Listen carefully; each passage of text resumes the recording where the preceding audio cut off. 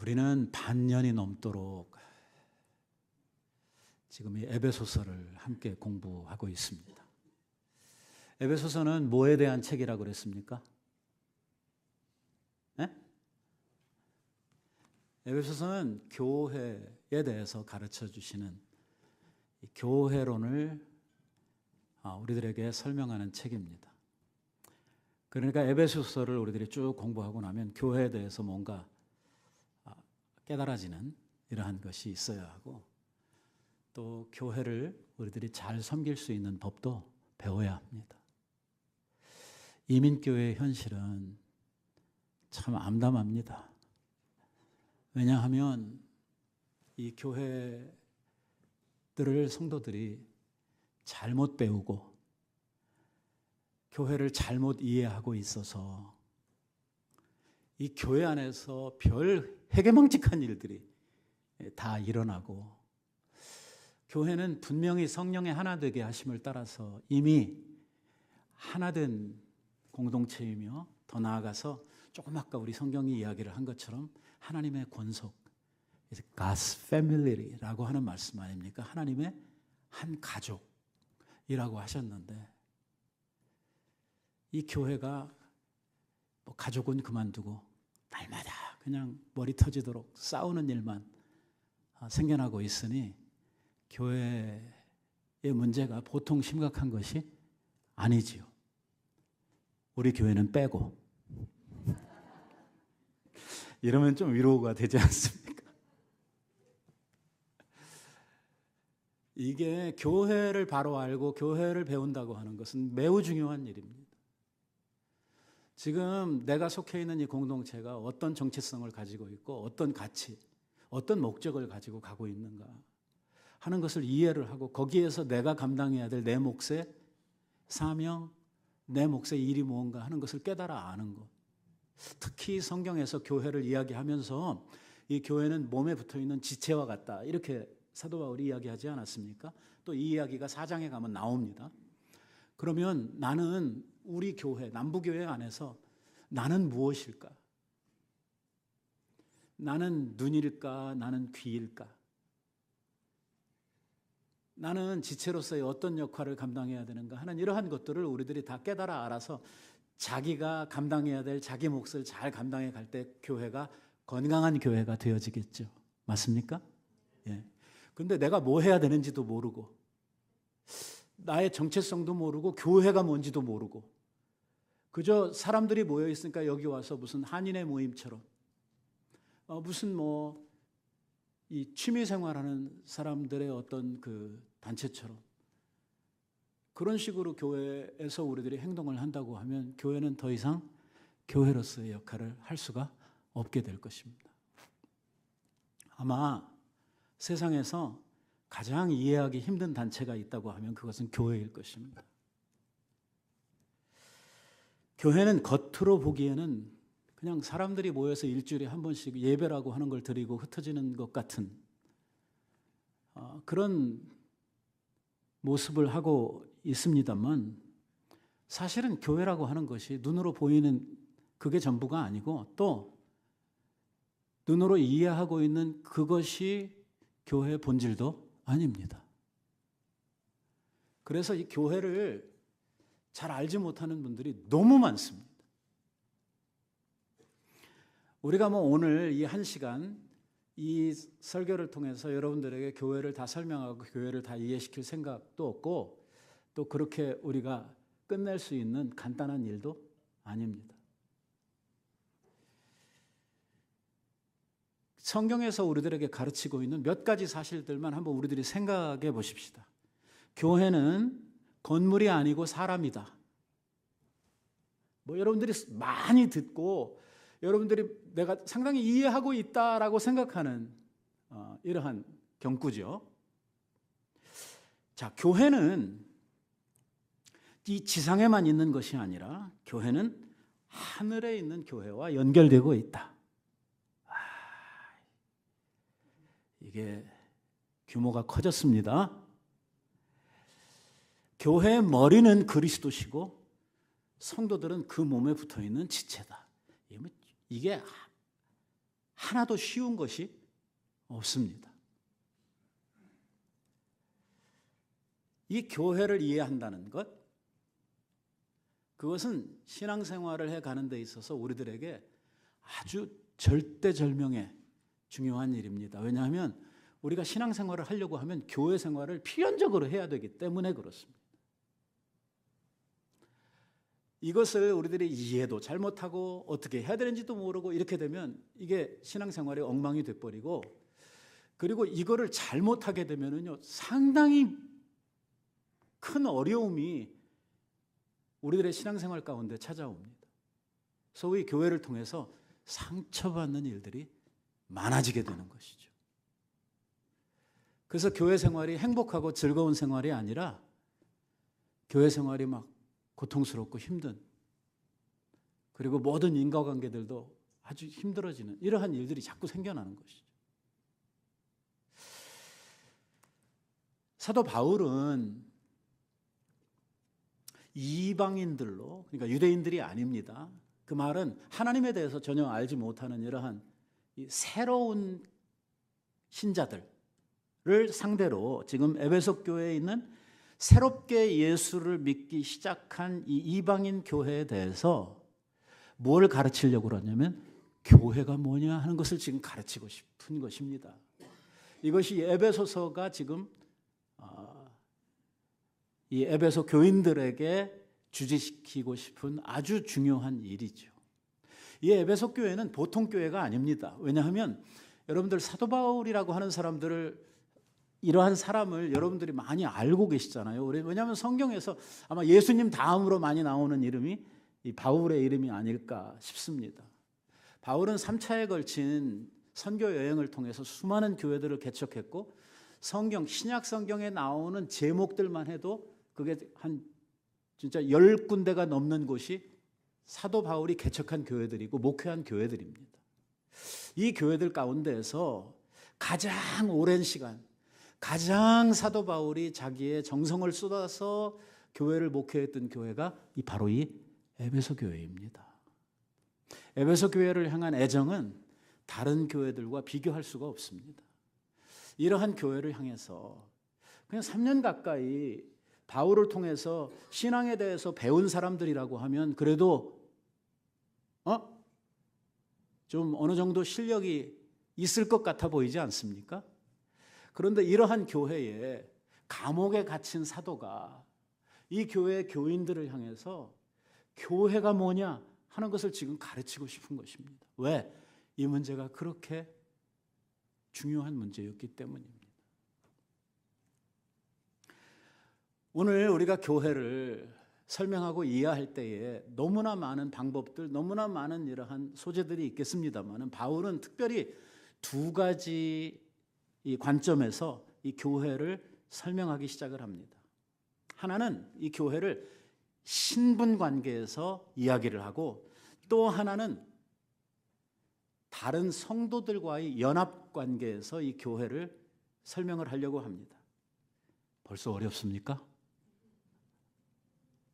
자, 아까 우리가 읽었던 말씀에 보니까 첫 절에서 뭐라고 이야기를 하냐면 그러므로 이제부터는 너희가 외인도 아니요 손도 아니요 손님도 아니요 오직 성도들과 동일한 시민이요 하나님의 권속, 하나님의 가족들이다. 이렇게 교회를 정의하고 있습니다.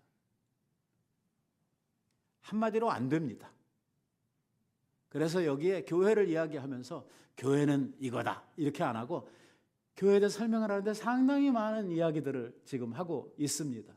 비록 짧은 한 절이지만 저 안에 엄청나게 많은 소재들을 담아가지고 교회를 설명하려고 하고 있는 것이죠. 저거를 정리해보면 두 가지로 우리들이 정리를 할 수가 있습니다. 그건 뭐냐면 지금 에베소 교회 교인들, 그러니까 예수 믿고 신자가 된 너희들에게 어떤 신분이 주어졌느냐, 내 스테러스가 뭐냐, 나의 정체성이 뭐냐, 신자로서의 이 문제를 하나 이야기를 하고요. 그리고 그렇게 신자가 됨으로 인해서 너희들에게는 어떤 인과관계들이 열려져 있느냐 하는 이 두 이야기를 지금 하려고 하는 것입니다. 요거를 좀 다른 쪽에서 정리를 하면 하나는 하나님 나라의 관점에서 교회를 설명하고 있고 또 하나는 그 나라의 시민으로서의 관계를 설명하고 있는 것입니다. 아이고, 큰일 났습니다. 아는 것 같기도 알아듣는 것 같기도 하고 뭔 소리 하는지 알아들을 수 없는 것 같기도 하고 막 말은 알아듣겠는데 그 속 뜻이 무엇인지 이게 자꾸 이게 혼돈이 되는 이러한 이야기를 지금 바울이 하고 있는 것입니다. 중요한 것은 오늘도 교회를 섬기고 교회를 세워가는 우리들이 어떤 교회를 만들어 가야 되느냐? 하나님이 원하시는 교회의 모습이 뭐냐 하는 것이 바로 저 말씀 속에 담겨져 있습니다. 그러니까 저 말씀을 모르면 우리가 하나님이 원하시는 교회를 만들어 갈 수 없다는 그러한 이야기가 되는 것이죠. 사실 오늘날의 교회는요, 정말 제가 목회를 하고 있으면서도 불구하고 제 입으로 다 말할 수 없을 만큼 이 교회는 교회로서의 정체성을 잃어버리고 혼돈의 세대를 살고 있습니다. 교회가 교회답지 못한 교회가 너무 많습니다. 여기에서 우리가 그렇게 자유롭지도 않습니다. 어떻게 보면 하나님의 말씀의 관점에서 하나님의 눈을 가지고 교회를 보면 부끄러운 마음이 항상 앞섭니다. 왜 우리는 여기까지밖에 이렇게밖에 할 수 없을까 하는 이러한 안타까움이 있습니다. 뭐가 참다운 교회일까? 하나님은 오늘날의 교회가 어떤 교회가 되기를 바라실까? 이거 우리들의 참 중요한 관심사 아닙니까? 우리가 적어도 신앙생활을 하고 하나님의 교회를 세워간다고 할 때 여러분 하나님 기뻐하시는 교회, 하나님이 원하시는 교회를 만들어 가야 하는 것이 우리들에게 있어서의 본분이 아니겠습니까? 그러면 오늘 우리들이 정말 이 관심을 가지고 고민해 봐야 되는 문제가 하나님이 원하시는 교회는 어떤 교회인가? 하나님은 오늘날 이 가운데에 어떤 교회를 세우시기를 바라시는가? 이거 우리가 알아야죠. 뭐 그것을 우리들이 다 세우지 못한다고 하더라도 왜? 우리들의 능력이 모자라서 우리들에게 참 부족함이 많아서 그걸 다 하지는 못한다고 하더라도 뭐는 알아야 되냐면 뭘 해야 되는지는 최소한 알아야 이걸 뭐 다 이루든지 못 이루든지 뭐 50%를 이루었든지 뭐 이렇게 되는 거지 아예 처음부터 교회의 본 모습이 뭐냐 하는 것을 모르고 있다고 하면 이 교회는 진짜 하나님과 거리가 먼 그냥 사람들이 모여서 자기네들 좋은 짓 하다가 흩어지는 이러한 세상의 어떤 단체와 별로 다를 것이 없을 것입니다. 이 한국 교회가 얼마나 정체성이 없냐 하면 전쟁 이전의 교회는요, 이북에 있었던 교회의 영향이 컸습니다. 왜냐하면 우리나라에 1907년에 평양에서 일어났던 대부흥운동이 있었죠. 그 부흥운동은 세계의 성령의 역사 가운데에 기록될 만한 아주 강력한 성령운동이었거든요. 이를 통해서 그 평양에 있었던 그 교회들을 두고 그 시대에 예루살렘이라고 부를 만큼 그 성령으로 인한 교회의 이 부흥이 아주 탁월했던 이러한 교회였습니다. 그 영향으로 인해서 한국 기독교는 북한을 우리가 지금 볼 때에 북한을 중심으로 해서 왜냐하면 그때는 이제 나누어지기 전 아닙니까? 남북이 없었을 때잖아요. 북한을 평양을 중심으로 해서 이 교회가 이 기독교 세력이 우리나라에 이렇게 커지고 있는 이러한 단계였죠. 요즘 같지를 않아서 옛날에는 뭐 SNS니 뭐 컴퓨터니 뭐 이런 것들이 발달하지도 않았고 전화도 별로 제가 우리 집이 그래도 목사관이기 때문에 개인 전화가 아니고 교회 사택에 있는 전화를 처음 본 게 제가 중학교 때였으니까, 그전에는 개인들이 집에서 전화 가지고 있는 집이 거의 없었죠. 무슨 전화 있냐면 이렇게 하고 들면은 안내양이 나와가지고 어디 바꿔드릴까요? 뭐 이런 거 하던 그런 때였으니까요. 근데 제가 뭐 그렇게 오래 살았느냐? 그것도 아니거든요. 저는 전쟁 후세대에 태어났으니까 지금 제가 이야기하는 이 시대는 1907년으로부터 전쟁 때까지니까 이 시대보다도 훨씬 앞서 있는 이러한 시대의 교회였었고, 그때 교회는 그러니까 빨리빨리 이렇게 옆으로 확산되지를 못한 것이죠. 왜? 매체가 없었으니까. 사람이 발로 걸어다니면서 복음을 전해야 됐고, 이 교회의 영향력이라고 하는 것이 그만큼 전달되는데 시간이 많이 걸리던 이러한 시대를 살았죠. 그러다가 전쟁이 일어나고 전쟁의 끝에 폐허가 된 이러한 한국은 이 신앙의 또 새로운 이 부흥이 일어나기를 시작을 하죠. 이때 전쟁 막 끝나고 나서 생겨난 교회는요, 어떤 바람이 불었냐면 이북에 있는 교회에서 목회를 하시던 목사님을 중심으로 해서 교회를 하려고 하는 이러한 바람이 불었습니다. 그러니까 이 남한에 있는 교회들이 목사님을 청빙한다 그러면 출신이 어디여야 돼요?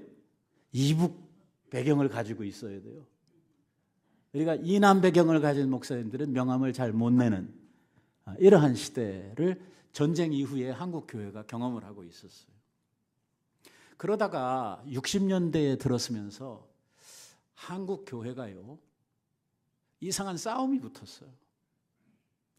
이게 보수냐 아니면 이 자유주의, 이 표현이 좀 그런데요, 이게 약간 이단성을 가지고 있는 이런 자유주의 신학을 하고 있느냐 아니면 복음주의적인 보수 신학을 하고 있느냐, 자유냐 보수냐, 이게 요즘 우리 시대의 말하고 이게 같이 결합을 하면 의미가 확 달라져가지고 조금 그렇기는 합니다만은, 옛날에는 이 논쟁을 가지고 교회가 한동안 싸움을 했어요.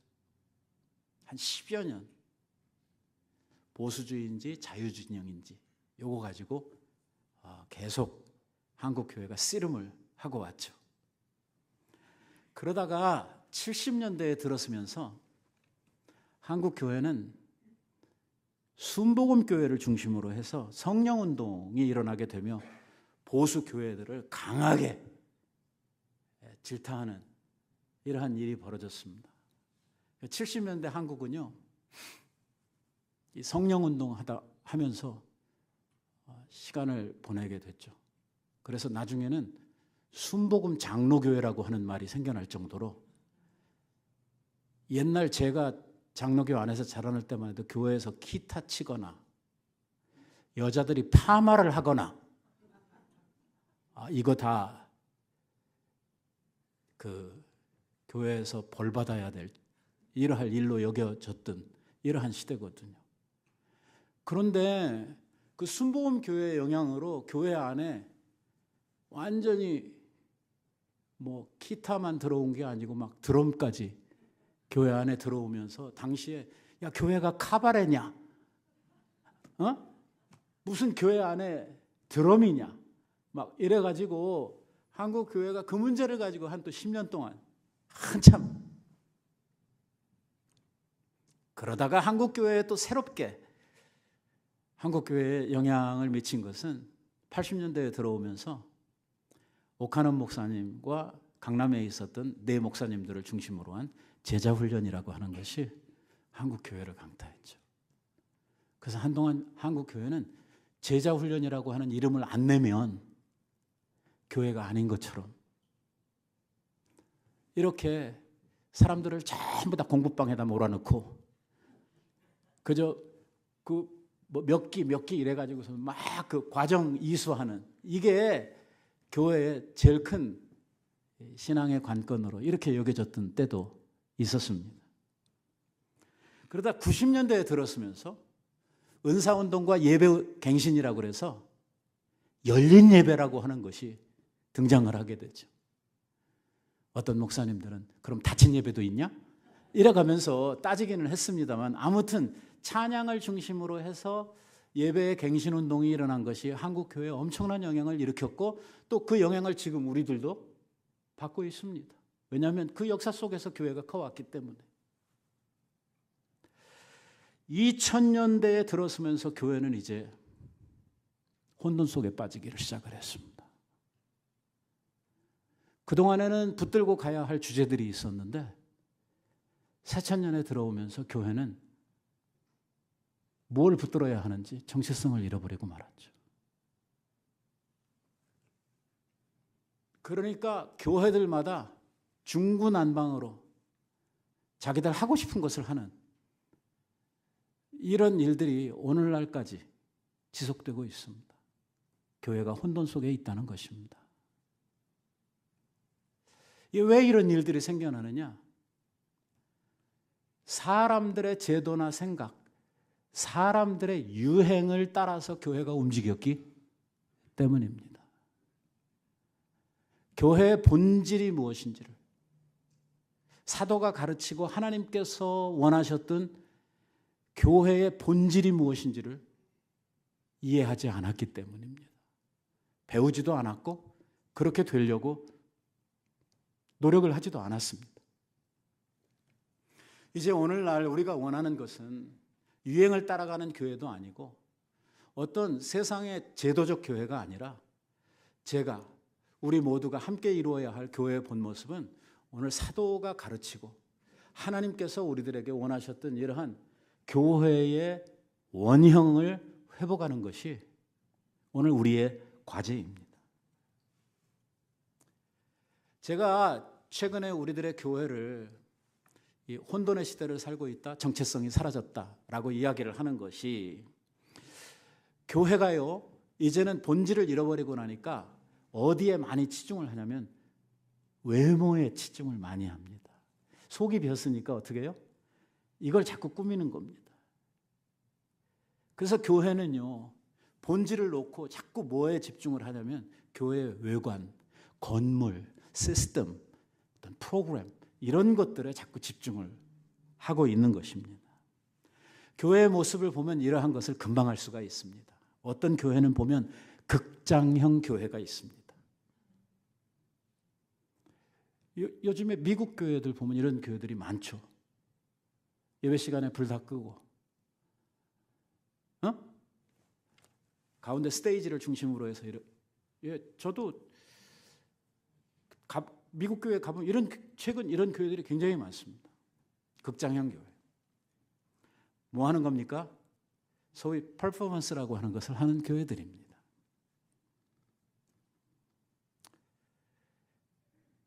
좋게 생각을 하면 어떤 개인의 신앙의 경험을 중시하는 교회라고 이렇게 생각을 할 수 있습니다. 왜냐하면 사람들의 감성을 중시하는 교회거든요. 그런가 하면 학원형 교회가 있습니다. 아직도 가르치는 사역, 공부하는 제자 훈련에 몰두하고 있는 교회들입니다. 이게 교인들의 다양성을 잘 모르죠.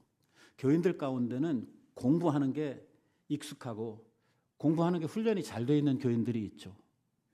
그리고 한국 교회는 그런 면에서 생각하면 상당히 훈련이 잘 돼 있는 편이죠. 왜냐하면 요즘에는 옛날하고 달라서 대학 안 나온 사람이 거의 없지 않습니까? 하지만 제가 어렸을 때만 해도 그 동네에서 대학 나온 사람 찾기가 힘들었거든요. 진짜 그 면 같은 이러한 동네에서 대학 나온 사람 한 사람 두 사람 이렇게 제 어렸을 때 이랬는데 요즘엔요. 대학 안 나온 사람 찾기가 그렇게 힘들어요. 아마 면에서 대학 안 나온 사람이 한 사람 두 사람 이렇게 찾을 수 있을 거예요. 그러다 보니까 이 공부시키고 앉아서 과정 띄는 이거를 중시하고 있는 교회들이 있어요. 소위 어느 그 탑픽에 1기, 2기, 3기, 4기 어느 과정에 첫 단계, 두 단계 해가지고선 쫙 이거 하는, 그리고 이 단계를 그거 다 끝나고 나면은요 할 게 없잖아요. 그 다음에는 교인을요 딴 데로 파송을 해요. 다시 말하면 교회에서 쫓아내는 거예요. 왜? 거기 있으면 피곤하거든요, 교인이. 너무 많이 머리가 깨가지고. 그런가 하면 또 어떤 교회는 은사형 교회들이 있습니다.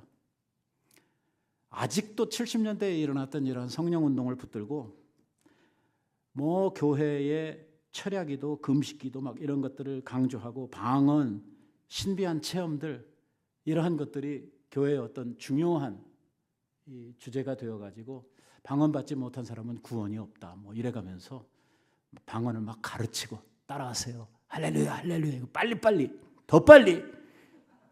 그러더니 자기 혀가 꼬여가지고 이상한 소리 하면 아 방언 받았습니다. 뭐 이러는 이게 하나님 원하시는 교회하고 이게 맞나?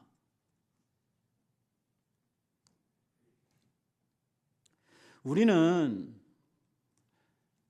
진짜 하나님께서 우리에게서 원하시는 교회의 모습이 무엇일까 하는 것을 우리들이 바로 알아야 하고 또 우리가 그런 교회를 세우기 위해서 우리들 스스로가 노력을 해야 되는 것이죠. 그게 아니고 다른 곳에 교회를 자꾸 세워가게 되면 그것이 교회를 붙들어 주지도 못할 뿐만 아니라 소위 주님께서 말씀하셨던 바람이 불고 창수가 나면 교회가 어떻게 돼요? 하루아침에 다 쓸려 내려가 버리는. 그래서 이민교회는 교회가 뭐 500명 모였는데 교회가 뭐 300명 모였는데 어느 날 보니까 다 없어지고 한 50명 남고 이런 일들이 자꾸 벌어지는 거예요. 왜?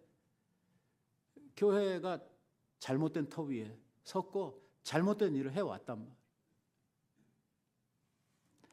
오늘 하나님께서 우리들에게 이야기하고 있는 교회에 대해서 하나는 신분에 대해서 이야기를 하고 하나는 교회에 있어서의 성도들의 관계를 이야기했다고 조금 전에 이야기하지 않았습니까? 그러니까 분명 이 교회는요 건물은 아닙니다. 어떤 보이는 이러한 외적인 조건이 교회의 본질이 될 수 없습니다. 아무리 아름다운 건물을 가지고 아무리 좋은 이러한 것을 했다고 하더라도 사람들 보기에는 좋을지 모르지만 그것이 좋은 교회라고 하나님께서 평가하는 기준은 아닙니다. 결단코 아닙니다. 돈이 얼마가 들어갔든지 사람들 보기에 얼마나 놀래킬 만한 시설을 갖추었든지 상관없이 그것이 교회의 본질이 될 수는 없습니다. 아까 말씀대로 교회를 설명할 때에 하나님의 권속들이라 라고 이야기를 하셨잖아요. 하나님의 권속이다. 하나님의 가족들이다. 자, 이게 이제 힘들고 어려운 부분입니다. 여러분은 옆에 앉아있는 성도들, 옆에 앉아있는 집사님이 내 가족처럼 느껴집니까? 이게 문제거든요. 이게 형제지간 같고 이게 정말 내 모든 것을 다 의탁할 수 있고 이야기할 수 있는 이러한 가족으로서 느껴지냐면 이게 안 느껴진다는 게 문제거든요. 그럼 벌써 교회의 원형에서 벗어나 있다는 것이거든요.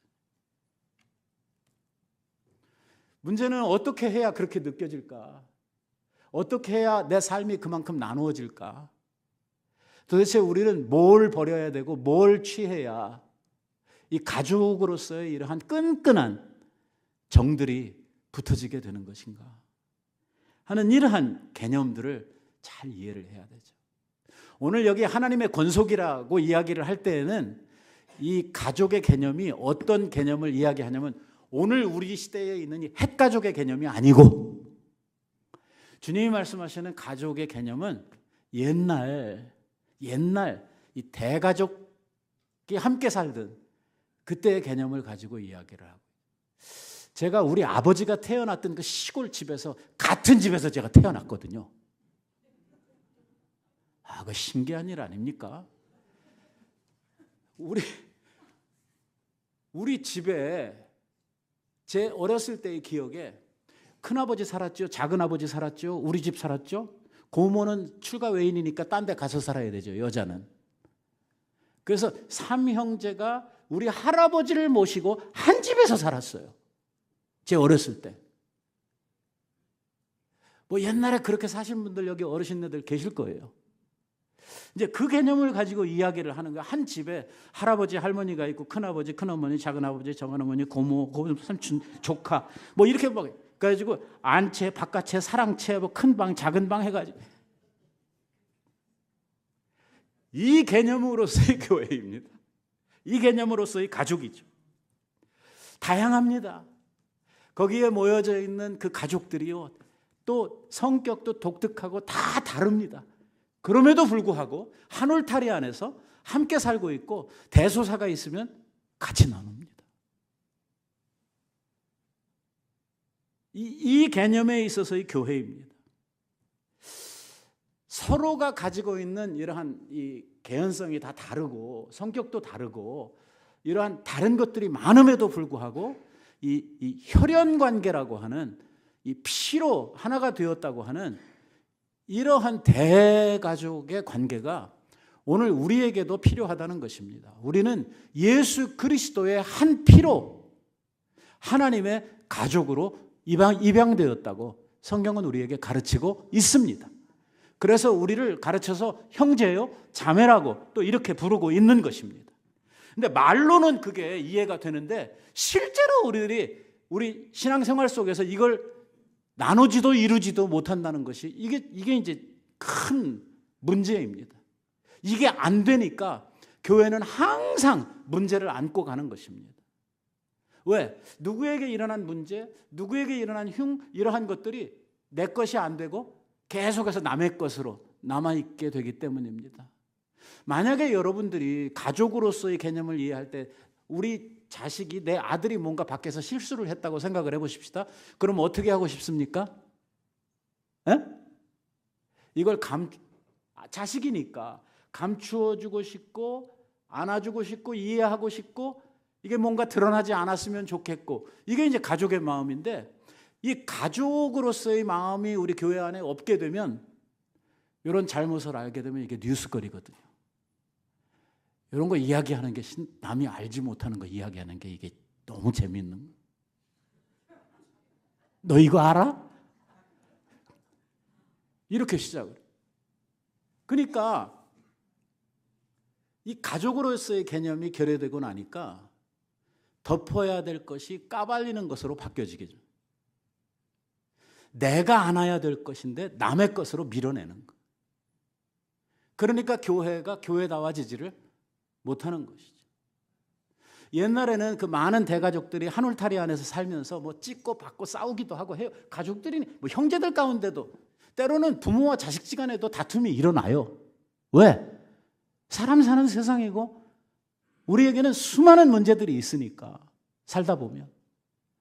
그러나 그 가족들은 그 울타리 안에서 싸우고 그 안에서 이해하고 그 안에서 덮고 그 안에서 성숙하고 이러는 거예요. 그리고 그러한 이야기들이 밖으로 넘어가지 않도록 그 가족들이 서로를 보호하고 이해하고 하면서 성숙해가고 자라가는 것이죠.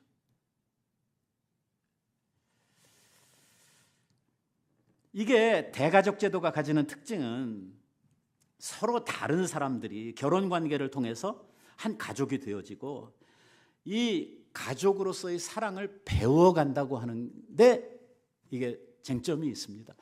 자, 큰아들이 결혼을 해서 며느리가 들어왔어요. 대가족 제도에서 생각을 해보십시다. 며느리 이제 어떻게 됐습니까? 야, 이 새로운 세상에 홀로 던져져서 이제 그 시대에서 살아갈 일들이 깜깜합니다. 이 아내는요, 그 무서운 시어머니만 있는 게 아닙니다. 그 항상 며느리를 안아주려고 그러고 시어머니로부터 보호하려고 하는 시아버지도 있습니다. 그리고 그 시누이들 가운데는 악랄한 시누이가 있어가지고 혓집을 못 잡아가지고 계속 괴롭혀야 되는 이러한 시누이가 있는가 하면은 또 다른 시누이는요 너무 마음씨가 고와가지고 항상 이 새로 들어온 며느리를 어떻게 해서라도 지키고 보호해 주려고 노력을 해가는 그 안에서 수많은 일들이 일어나고 이것이 많은 비판들도 있고 많은 덮음도 있고 해가면서 그 안에서 이 새 며느리는 그 집의 한 가족으로 성장해 가는 것이죠. 나중에는 하나가 되는 것입니다.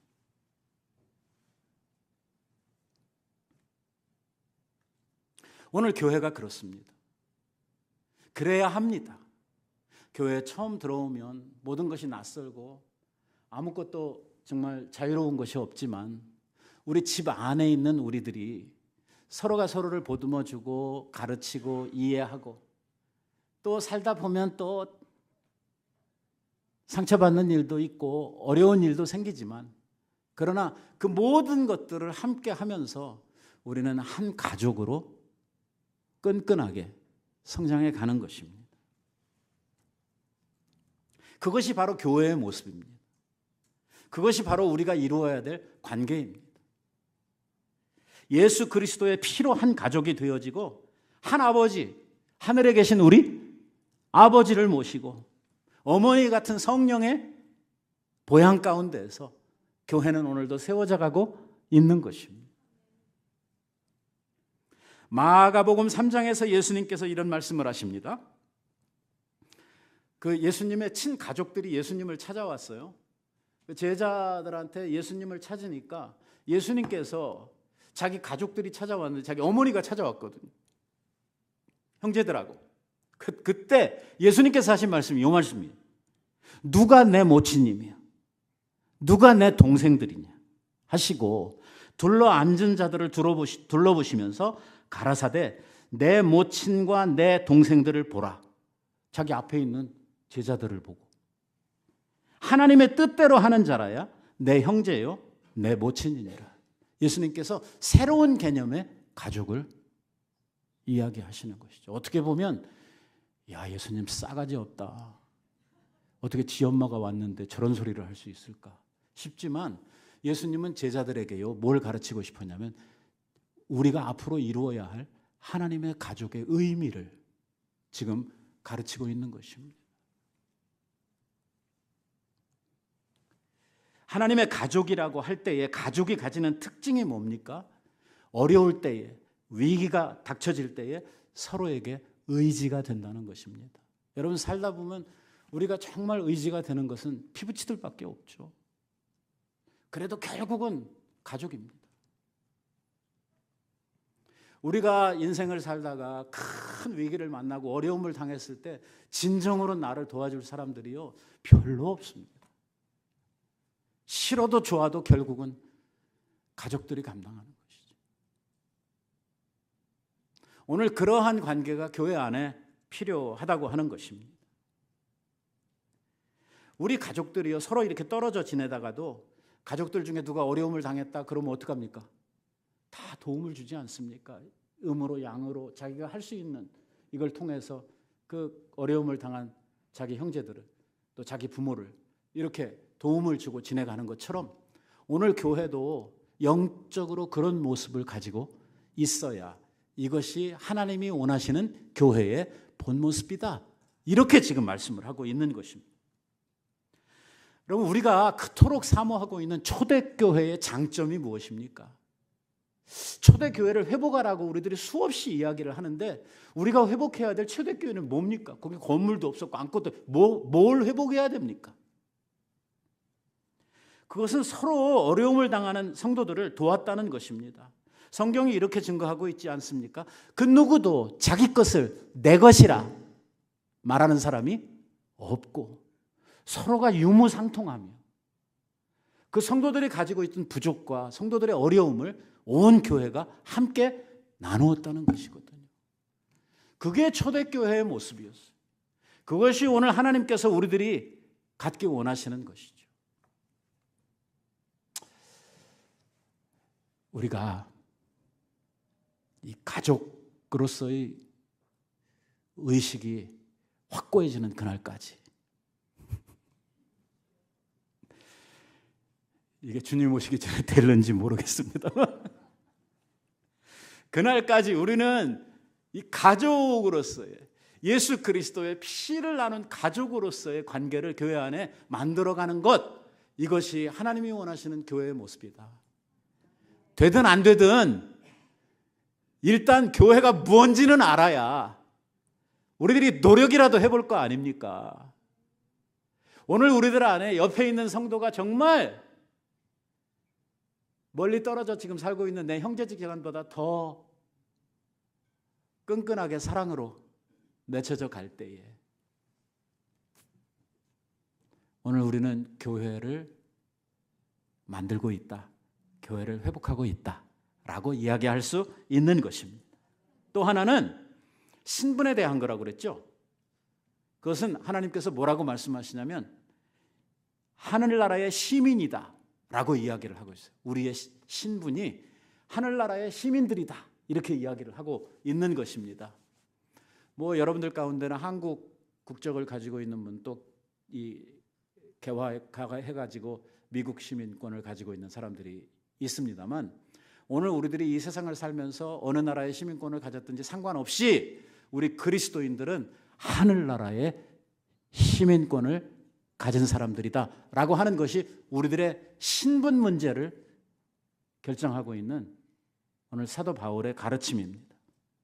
시민권을 가졌다고 하는 말은 그 나라에 대해서 법적인 권리가 있다는 것입니다. 그렇잖아요. 제가 이렇게 미국에 오래 살았는데요, 한 45년, 저보다 더 오래 사신 분들도 계십니다만, 시민권을 가졌다고 해서 저한테 뭐 그렇게 뭐 좋은 일, 뭐 특징할 만한 이렇게 생겨나는 일은 별로 없는 것 같거든요. 근데 없는 사람은 어떻습니까? 피곤합니다. 이 시민권을 가지고 산다는 그 권리가요, 가지고 있는 의미가 다릅니다. 미국에 살면서 미국의 시민권을 가지고 있다고 하는 것은 미국 국민으로서 권리를 가지고 있다고 하는 말이고, 특히 미국에서 보면 어떤 국민이 외국에서 불이익을 당하거나 중국에 가가지고, 저희 그 친구 목사님이 중국에 가서 전도하다가 잡혀가지고 공안에 잡혀가지고 감옥에 투옥이 됐어요. 근데 이게 보니까 미국 시민이에요. 그럼 어떡합니까? 중국에 가 있는 미국 대사관에서 사람들을 보내가지고 우리나라 국민이니까 너희들이 이 사람을 법적으로 처벌할 수 없다, 그러니 내놔라 이래가지고 데리고 나오고, 그래서 우리 박원철 목사님이 11일 만에 구출이 되어서 이게 시민권을 가진 사람들의 권리라고 하는 것이거든요. 어떤 때는 다른 외국에 가서 불이익을 당하고 어떤 어려움을 당할 때 나라가 그를 시민으로서 보호해주고 그의 권리를 보장해주는, 이것이 바로 시민권을 가진 자들의 혜택이거든요. 하나님의 자녀가 된다는 것, 그것은 하나님의 나라의 시민이 된다는 것을 의미하고, 이것은 다른 말로 바꾸어 말하면 하나님의 보호와 하나님께서 보장해 주시는 권리를 가졌다 하는 것을 의미하고 있다는 것입니다. 한 나라의 대통령이 그를 보호하는 게 아니고 하나님께서 우리의 보호가 되시고 하나님께서 우리의 영적 권리를 대변하신다, 그 말이란 말이에요. 이거 아셔야 됩니다. 우리는 보통 사람들이 아닙니다. 우리는 우리들 자신들에 대해서 너무 좀 하찮게 생각하는 경향들이 있는데, 우리는 그렇게 하찮은 사람들이 아닙니다. 세상을 주고도 바꿀 수 없는 그분의 독생하신 아들의 핏값을 주시고 우리들을 하나님의 자녀로, 하나님 나라의 시민으로 구속하시고 오늘도 우리들과 함께 하시는 하나님이 우리 가운데 계시다고 하는 것이죠. 바로 이 시민권을 통해서 하나님의 교회의 일원이 되었다고 이야기를 합니다. 이런 의미에서 연합체로서의 교회를 이야기합니다. 뭐라고 이야기를 하냐면요, 이 교회는 마치 잘 지어진 건물과 같다는 것입니다. 이 하나님의 시민이 된 하나님의 자녀들이 교회를 이루는데 어떻게 이루가냐면, 여러분 건물을 지을 때에 건물의 기초가 세워지고 그 기초 위에 이 뼈대들이 서고 그 뼈대들 사이로 이 벽돌들 아니면 내장 이 재료들이 채워지면서 이 건물의 모습들이 드러나게 되는 것처럼 오늘 우리가 신앙 안에서 보면 우리 교회도 똑같다는 거예요. 어떠냐면 이 교회가요, 이 하나님으로부터 구속함을 받아 자녀가 된 자들, 하나님의 시민권을 가진 자들이 벽돌과 벽돌이 연결되어 건물을 이루어가는 것처럼 오늘 교회도 그러한 모습으로 성장해 가고 있다고 말합니다. 여기에서 중요한 것은 다 이루었다고 이야기를 하고 있지 않고 지금도 지어져 가고 있다고 이야기를 하고 있는 것입니다. 완성된 교회가 아니라 만들어져 가고 있는 교회를 이야기하고 있습니다. 완전합니까? 아닙니다. 교회는 불완전한 부분이 많습니다. 그래서 그 불완전한 부분들을 고쳐가면서 이 살아갈 수 있는 완벽한 교회로서 진행해 가고 있는 것이죠. 그래서 이렇게 이야기를 합니다. 너희는 사도들과 선지자들의 터 위에 세우심을 입은 자들이다. 교회에 대해서 이야기하는 거예요. 그러니까 우리의 기초, 우리의 터가 어디냐? 사도들과 선지자들의 터 위에 이 교회가 섰다. 이렇게 이야기를 하고 있죠. 그리고 이 건물이 터는 그거고 건물이 쓰려고 하면은 이 기둥들이 필요한데 그 기둥이 누구시냐? 예수 그리스도시다. 예수 그리스도는 친히 모퉁이 돌이 되셨다라고 이야기를. 그리고 그 돌 옆에 우리들이 하나씩 붙어서 건물을 만들어가고 있다라고 이야기를 하고 있는 것입니다. 여러분 여기에 사도와 선지자들의 터 뭘 이야기합니까? 사람을 이야기합니까? 뭘 이야기합니까? 사도들이 가르치고 선지자가 전해주었던 하나님의 말씀입니다. 가르침입니다. 교회는 어디에 섰냐면 바로 이 진리 위에 하나님의 말씀의 터 위에 서 있다. 그리고 교회의 중심은 교회의 기둥은 누구다? 예수 그리스도시다. 교회는 설립한 장로님의 교회도 아니고 교회는 오늘을 목회하고 있는 담임 목사도 아니고 이 교회의 중심, 이 교회의 기둥은 누구다? 예수 그리스도시다. 이거를 우리들이 꼭 알아야 한다고 하는 것입니다. 그리고 나는 그 건물을 지어가고 있는 한 부분의 돌 같은 이러한 역할을 내가 지금 잘하고 있다. 다시 말하면 나 하나 잘하다가 나 하나 이 벽돌 하나가 잘했다고 해서 엄청나게 건물이 달라질 것도 없고 또 내가 조금 잘못했다고 해서 이 건물이 허물어지는 일도 없다. 그냥 우리는 이 건물에 붙어 있는 하나의 작은 돌과 같은 역할을 해가고 있다. 잘났어도 못났어도 그냥 우리는 작은 하나의 벽돌에 지나지 않는다 하는 것을 우리들이 알아야 합니다. 자, 이렇게 보면 한심한데요.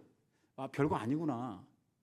그런데 중요한 것은 뭐냐면 그 집이 누가 사는 집이냐 하는 이게 중요합니다.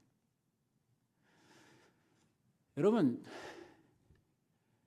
집이 어떤 재질로 어떻게 지어졌느냐 하는 것도 뭐 중요하지만 그것보다 더 중요한 것은 뭐냐면 그 집에 누가 사느냐 하는 것이 중요하거든. 왕이 살면 뭐가 됩니까? 왕궁이 되는 것이죠. 뭐 어떤 재질로 지어졌든 상관없이 그 집의 가치는 확 달라지는 것입니다. 그런데 오늘 말씀에서 뭘 이야기하고 있냐면 우리가 짓고 있는 이 집이 누구 집이에요? 하나님의 집이라는 거예요. 그래서 여기에 뭐라고 이야기를 하냐면 아까 우리 다 읽었어요. 그 말씀에 하나님의 거하실 처소가 되기 위하여 지금도 그리스도 안에서 지어져 가느니라. 이게 교회입니다. 아이고, 어려운 이야기 제가 하느라고 진짜 너무 힘들었는데요. 여러분들이 이해가 됐는지 모르겠어요. 이게 이렇게 힘드니까 교회가 이게 잘 배우질 못해가지고 자꾸 교회가 딴짓하는 거예요. 우리는요, 하나님의 거하실 처소, 하나님의 거룩한 교회로 지금도 만들어져 가고 있습니다. 나라고 하는 내 존재가 바로 이 하나님의 집을 만드는 아주 소중한 재질이 되어지고 이 돌들이 서로 연락하고 서로 이어져 갈 때에 이 아름다운 하나님의 처소는 완성이 되게 될 것이라고 가르치고 있는 것입니다. 그래서 중요한 것이 연합입니다. 하나됨이죠. 혼자 튀어나오면 안 됩니다. 벽돌 하나가 톡 튀어나오면 어떻게 되겠어요? 안 되죠. 밀어 넣어야 되죠. 그런 것처럼 오늘 우리들이 쑥 들어가도 안 되고 툭 튀어나와도 안 되고 다른 것들과 잘 연결돼 가지고 서로 아름답게 우리들 안에서 하나님의 처소를 만들어가는 이러한 교회가, 이게 하나님께서 지금도 우리에게 원하시는 교회라는 거예요. 두 가지를 이야기했습니다. 우리가 만들어야 될 교회, 우리가 만들어야 할 우리의 관계. 둘 다 쉬운 것은 아닙니다. 하지만 오늘도 교회는 그렇게 진화하고 있는 것입니다. 여러분, 마음을 활짝 열고 옆에 있는 성도들을 내 가족으로, 영적 가족으로 영접하십시오. 그리고 인정하십시오. 잘나도 못나도 내 새끼고 내 형제다. 저거 내가